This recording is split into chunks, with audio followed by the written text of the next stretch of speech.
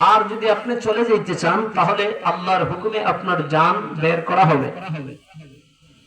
আল্লাহর নবী তখন জ্বর জড়ায় চোখের পানি পালায় কান্না শুরু করে দিলেন। আল্লাহ তাআলা পাঠাইলেন জিবরাইল, তুমি গিয়ে দেখো আমার বন্ধু কেন এই আজরাইল কথা বলার কারণে তিনি কান্না করতেছেন, তিনি কি মৃত্যুকে ভয় পান?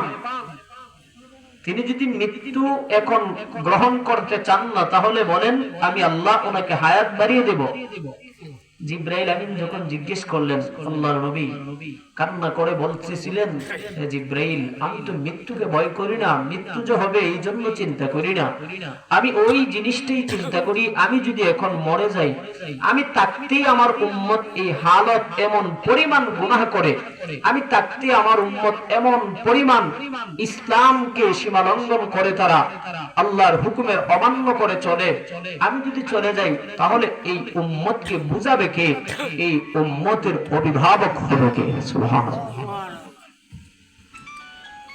সেই দিন আল্লাহ তাআলা বলেছিলেন, জিবরাইল গিয়ে বলো আমার বন্ধু যেই উম্মতের জন্য কাঁদেন, আমি আল্লাহ আমার বন্ধু দুনিয়া থেকে মৃত্যুবরণ করার পরপরই আমি আল্লাহ নিজেই এদের অভিভাবক হয়ে যাব।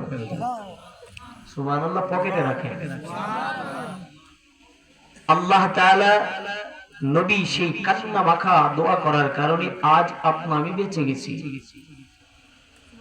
আর না হয় এই দুনিয়ার জমিনে বর্তমান সময় যেই পরিমাণ গুনাহ করি, যেই পরিমাণ আইনের অমান্য করি, সীমা লঙ্ঘন করি, অতীতের দিকে তাকায় দেখেন, আদ জাতি সামুদ জাতি আল্লাহর হুকুম অমান্য করার কারণে এদেরকে বাতাস দিয়ে ধ্বংস করা হয়েছে, এদেরকে মহাপ্লাবন দিয়ে ধ্বংস করা হয়েছে। নূহ আলাইহিস সালামের কওম আল্লাহর হুকুম পালন না করার কারণে, নূহ নবীর সেই দাওয়াত গ্রহণ না করার কারণে, ঈমান গ্রহণ না করার কারণে ইতিহাসের পাতায় সাক্ষী, তাদেরকে আল্লাহ তাআলা মহাপ্লাবন অর্থাৎ বন্যার পানি দ্বারা ধ্বংস করেছেন, ঠিক কিনা?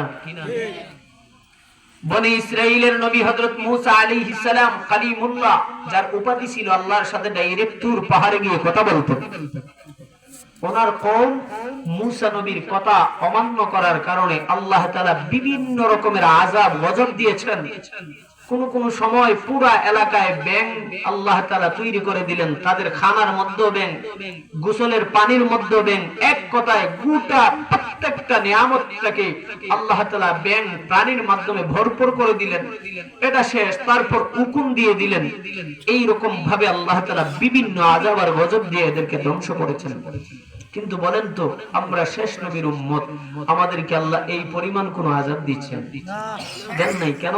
একটাই মাত্র আল্লাহর নবীর দোয়ার বরকতে। এই সমাজে নবীর আশিক অভাব নাই, অথচ অভাব একটাই, সবাই আশিক দাবি করে নবীর সুন্নাত পালন করতে পারি না। যেই নবীজি ইসলাম ধর্মটাকে বাস্তবায়ন করার জন্য গোটা জিন্দেগি 63 বছর কষ্ট করেছেন,